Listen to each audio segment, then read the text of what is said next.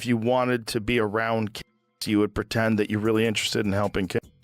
Yeah, I was in the Boy Scouts too. Nothing happened to me, and then I was in a good troop, but I was in the Boy Scouts with a bunch of crazy inner city kids.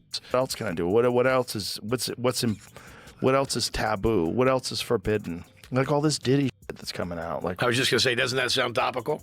Jesus Christ! The first day of the trial, did you pay attention to any of that stuff? I looked at it for like 10 minutes this morning, and I was like, I gotta stop. But when you give up your manhood, I've never seen somebody recover from it. As Joe Rogan and Terrence Howard started talking about the allegations surrounding Diddy's case, the conversation quickly took a wild turn. Online rumors have claimed that investigators may have obtained recordings involving well-known celebrities at private gatherings allegedly connected to Diddy. But many of the names being thrown around online have not been confirmed, and simply appearing at an event would not prove that anyone took part in wrongdoing. Still, one celebrity name that has repeatedly popped up in internet speculation is Ellen DeGeneres. That caught people's attention because Ellen spent decades building a public image around one simple message: be kind. What was it like meeting Ellen? And is she a good person? Let's just all go back to 2017, where I was the first person to call Ellen out before anyone else You did. called her out? Yeah. What do you mean? I called her out. I was like, Ellen's not that nice. This was after you went on the show? After I went on the show, and the world blew up about it and was like so mad at me about it. And then someone else said it, and then it was like, oh my God, Ellen's so nice. Oh, okay. Her TV persona was all about proving that comedy could be funny without tearing other people down, and that message became a huge part of her brand. But behind the scenes, a very different picture eventually emerged. Former employees publicly accused her daytime show of having a toxic workplace culture, creating a sharp contrast between the friendly image viewers saw on television and some workers' reported experiences when the cameras weren't rolling. Suddenly, that famous be kind reputation was facing some serious heat. Now, if that was the whole story, it probably wouldn't have caused such a stir. Plenty of celebrities have carefully managed public personas, showing fans one version of themselves while acting very differently once the cameras shut off. But former employees allege that Ellen DeGeneres' cheerful, be kind image didn't always match the atmosphere behind the scenes of her show. And that's where things got messy. Reports from former staff members described an extremely strict workplace where some employees said they felt like they had to walk on eggshells. Claims also circulated that workers were expected to follow tight rules around Ellen and avoid behavior that might upset the show's hierarchy. Some accounts painted the studio as tense and heavily controlled, a far cry from the relaxed, upbeat vibe viewers saw on television. Weird when you see like a lot of people saying that someone who seems so nice is not nice at all. She doesn't seem nice, but that's people have a very poor judge of character. She doesn't seem nice. It seems forced. People that are like that all the time, she doesn't seem nice. It's very forced. And whatever, you're allowed to be a right? You're allowed to be nasty to people. You're accomplished. You're a comedian. You did the whole thing. What you're not allowed to do is have a Guantanamo Bay situation in the backstage of your show where everybody's walking around afraid for their life, and it's like Abu Ghraib where they're hooked up to wires and they dogs have like around them. Yeah, she's got dogs and hoods. If an intern's late, they have a hood on. I don't support that. Not every dramatic claim circulating online has been independently verified, so it's important not to present rumor as proven fact. Still, the documented workplace allegations created a serious controversy around Ellen's carefully built public image. The workplace controversy eventually became bigger than a few unhappy employees, with former staff members describing an environment that pushed some people to leave the show. Online speculation has also surrounded confidentiality agreements allegedly used behind the scenes. But claims involving specific individuals, including the late Stephen Twitch boss need to be handled carefully because there is no solid public evidence proving that an NDA prevented him from exposing some secret truth about Ellen DeGeneres. Still, Ellen had serious pull in Hollywood. Her show regularly landed huge guests, from presidential candidates and A-list celebrities to major public figures. That access helped make her one of daytime television's biggest names, but it doesn't prove that powerful people were secretly protecting her. Then, after Sean Diddy Combs was arrested in September 2024, old celebrity connections and interviews started getting dragged back into the spotlight. There's a lot of people that feel bad because they miss wearing Sean John. There's a lot of people that was waiting for the next white party. There's a lot of people that needed that party because that was the only way they were going to make it. So tell me about your birthday party. Am I invited? Yes. Yes, you're definitely invited. I invite you to all my parties. You just haven't seemed to show up. No, well, is it on the East Coast? Yes. Well, that's why. Jaguar Wright was among the outspoken figures making explosive allegations about the entertainment industry, including claims involving Diddy and people around him.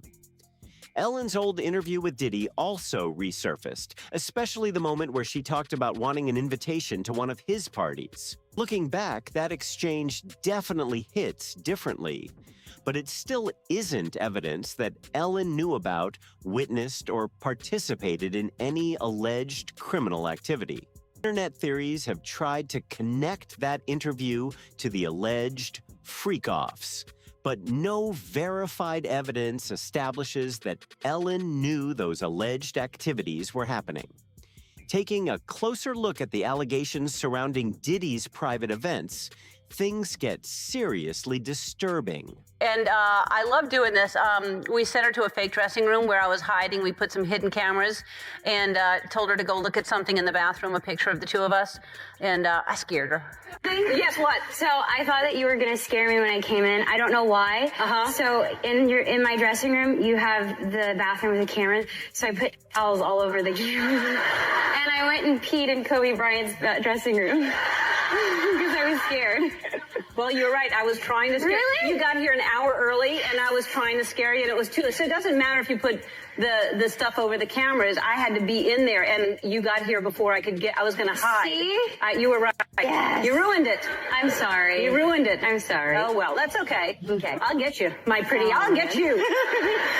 Federal prosecutors have described searches of Combs' properties in Miami and Los Angeles and alleged that recordings connected to sexual activity were recovered during the investigation. Prosecutors have also alleged that some encounters involved coercion, although the exact circumstances surrounding individual recordings remain part of the broader legal case and shouldn't be treated as settled fact. But this is where the Ellen comparison needs some breaks. Puffy invited me for weeks, asking me to come and teach him how to, wanted me to be his acting coach for a while. Go there, and he's sitting around just looking.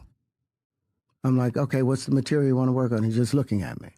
Then next thing you know, okay, hey, will you help me? I want to hear your music. So I come over there and I play the music, and he's sitting there just looking at me, like waiting. Okay. So then my assistant was like, he wants to hang out with you next week. And I was like, for what? He's like, I think he's trying to fuck you. Former guests and employees have criticized uncomfortable pranks, hidden camera-style segments, and embarrassing moments connected to her show, but that is not the same as secretly recording private sexual activity. Blending those accusations together would make the story sound stronger than the verified evidence supports. Then there's Terrence Howard's own story about an encounter with Diddy, and this is where things take another sharp turn. Howard said Diddy repeatedly invited him over, supposedly because he wanted acting lessons. But according to Howard's account, very little actual acting work happened once he got there. When you give up that man card right, you lose some spiritual energy that has always been pushing through. Like if a woman gives up her womanly right of being a mother and taking care of her family and do all those things, when you give up those things, but when you give up your manhood, I've never seen somebody recover from it. I had never said that, I mean, I think I'd said it, once to my mother when I came out. Like, you don't walk around saying I'm gay to one another because, if you're in a gay bar, you pretty much, nobody just goes over and says, I'm gay. Howard said he eventually began questioning what Diddy really wanted from him and stopped going over. His story raised eyebrows, but Howard's interpretation of Diddy's intentions should still be presented as his personal account, not as proof of some hidden criminal motive. Terrence then took the conversation somewhere even deeper. He talked about men and women having what he called a card, suggesting that certain choices could mean giving up part of how a person sees their own identity. It was a pretty unusual way of explaining his personal boundaries, and his comments quickly got people talking. Ellen, we go so far back. You don't tell these people how far back we go. I know, but I wear T-shirts. I don't know what that means. Anyway, all right, let's... I mean... You hold that. Okay, all right. I got this. Take two if the joke didn't work. Okay. I don't want no problems. No, it's okay. No, hold on. Hey, so, cheers. Hey!